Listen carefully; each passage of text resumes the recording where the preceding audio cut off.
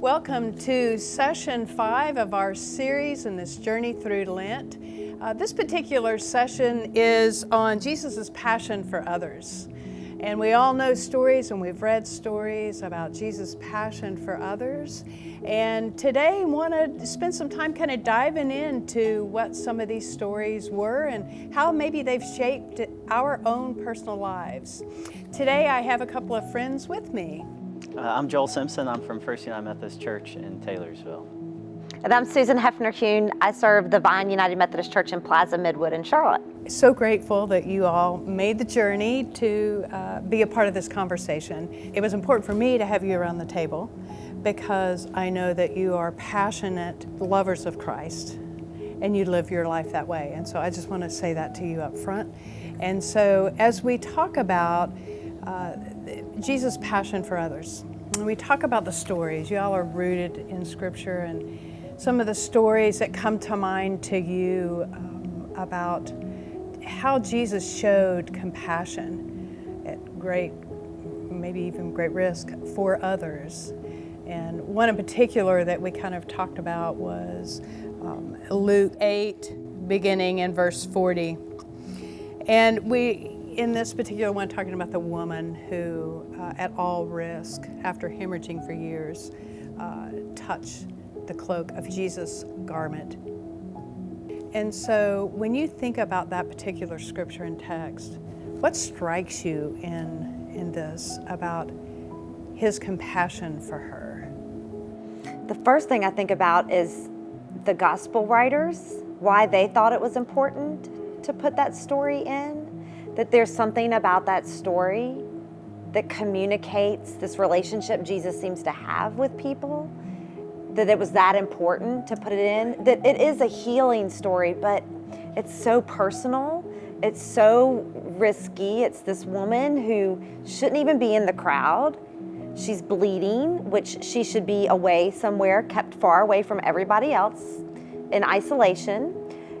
And yet she is there seeking some kind of connection, and that it's in that connecting point that there's healing. And it's not just her healing, it'll be healing for her whole community because she'll be able to go back into community life. Right. So it's not just a one-on-one healing, it's this ripple effect of healing. And that the gospel writers thought that was important enough to put in to show the character of Jesus and ultimately the character of God. I think what's so interesting about the story is that Jesus is going to do another healing and gets interrupted by this woman. And who he's going to is someone who's really important. It's a leader of a synagogue. And he gets interrupted by someone who's not important, right? And he takes the time to be with that person who's not important and to still love on her and care for her. It just happens, it's like a holy interruption. I've heard it called that before, right? A holy interruption, and Jesus willingly accepts that. When you talk about not important, I noticed you did this. What does that mean? Well, a lot back then. Being a woman, being someone who was unclean, those are the two big pieces of, and for anyone to know, right, Jesus turns around and says, "Who touched me?"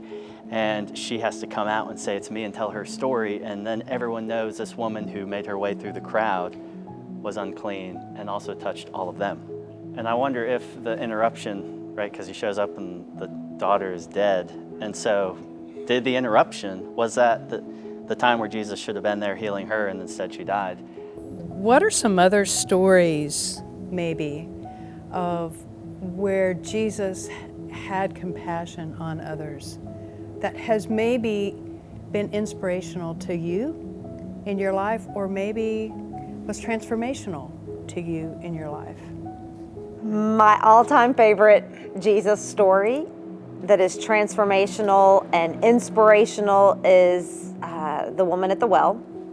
And I love it because, there's all kinds of, similar to the text we were just talking about, implications. Here is this woman who is going to the well in the middle of the afternoon, which we know women probably wouldn't have been doing. They would have gone in the morning when it was cooler because they needed water for the rest of the day. And yet this woman shows up in the afternoon almost as if to avoid being around the other women and around everybody else. And the well is the center of the town. And so she's there there to get water, and Jesus comes and just plops down right next to her, which but I think the scripture said, he's thirsty and it had been a long day, hot, and he needed some water. And so, so what if there's a woman there, which was a no. And then, we know in the story, okay, this woman, or we're almost expecting to kind of get the good juicy gossip, she's got this seedy past, right? So you're kind of hoping that Jesus is gonna get into all of that with her, and he doesn't. He just sits and just has a conversation. There's no judgment. There's just conversation and storytelling, and that to me is powerful. The space where we share our stories and share who we are through storytelling, that's the gospel. That's the gospel alive today. That's incarnation. I would guess that storytelling is a significant part of your ministry. Yes. Everybody has a story, and everybody's story reveals a portrait of God.